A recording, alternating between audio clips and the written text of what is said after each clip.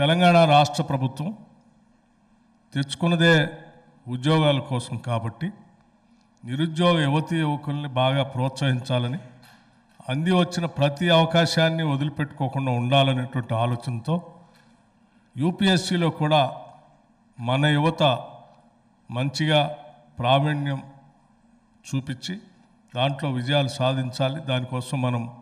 ప్రోత్సహించాలనేటువంటి ఒక ఉన్నతమైనటువంటి ఆలోచనతోనే ఈ కార్యక్రమాన్ని తెలంగాణ ప్రభుత్వం చేపట్టడం జరిగింది. 40 మంది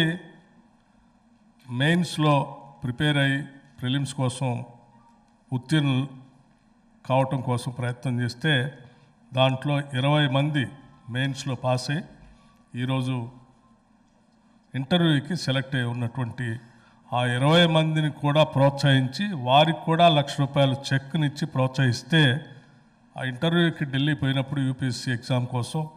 అక్కడ ఇక్కడ ఉండటానికి కావాల్సిన పరిస్థితుల్లో రెంట్కి ఉండాల్సిన పరిస్థితి వస్తుంది, భోజనం ఖర్చులు ఉంటాయి, కొద్దిగా కోచింగ్ సెంటర్ పోతే వాళ్ళ ఫీజు ఉంటుంది. సో వీటన్నిటికి కూడా కొంత వెసులుబాటు కల్పించడానికి రాష్ట్ర ప్రభుత్వం నుంచి ₹1,00,000 చెక్ వాళ్ళకి అందిస్తే ఎటువంటి ఇబ్బంది లేకుండా దృష్టి అంతా ఇంటర్వ్యూ మీదనే పెట్టడానికి ఉపయోగపడుతున్నటువంటి ఒక ఉన్నతమైన ఆలోచనతో తిరిగి మళ్ళీ ముఖ్యమంత్రి గారు మంత్రిమండలిలో ఆలోచన చేసి కేవలం మెయిన్స్ వాళ్ళకే కాదు ఇంటర్వ్యూ పోయే వాళ్ళకు కూడా మనం ప్రోత్సహించాలని చెప్పి ఆలోచనతోనే మరొక ₹1,00,000 చెక్ను వారికి అందించాలనేటువంటి ఆలోచనతో ఈ కార్యక్రమాన్ని ఇక్కడ ఏర్పాటు చేశాం. అందులో భాగంగా ఈరోజు ఆ 20 మంది ఈరోజు ఇంటర్వ్యూకు వెళ్తూ ఉంటే రాష్ట్ర ప్రభుత్వం తరఫున మేమంతా గర్విస్తూ ఉన్నాం. ఈ 20 మంది యూపీఎస్సీ ఇంటర్వ్యూలో పూర్తిగా సంపూర్ణంగా విజయవంతులై అందులో సెలెక్ట్ అయ్యి వస్తే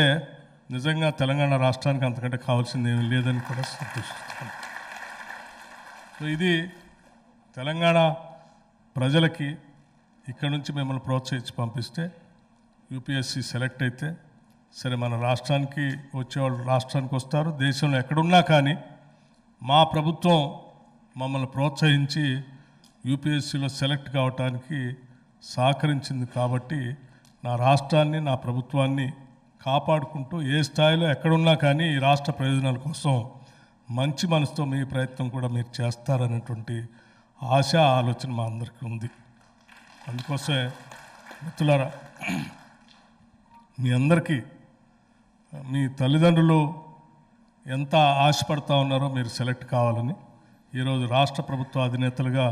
మేమంతా కూడా ఆశపడతా ఉన్నాం మీరందరూ సెలెక్ట్ కావాలని. అదే మా అందరికీ ఉన్నటువంటి బలమైనటువంటి కోరిక.